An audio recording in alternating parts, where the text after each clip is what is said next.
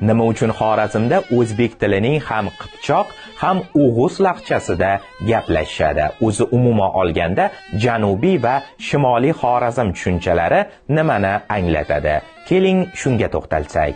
Ma'lumki, til jihatdan shimoliy Xorazm o'zbek tilining qipchoq laqchasiga, janubiy Xorazm esa o'g'uz laqchasiga taalluqlidir.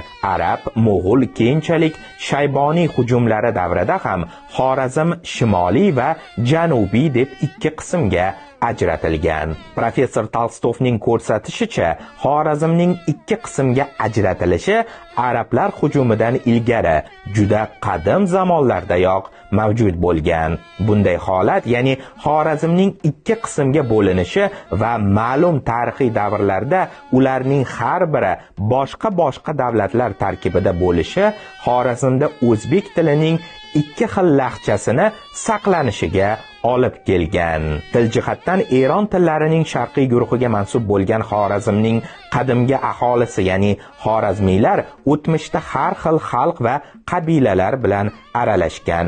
Ko'p sonli ko'chmanchi turkiy qabilalarning Xorazmda o'troqlashib qolishi qadimgi xorazmiylar tilining asta-sekin yo'qola borishiga va Xorazmda turkiy o'g'uz va qipchoq tilining g'olib til bo'lib qolishiga sabab bo'lgan.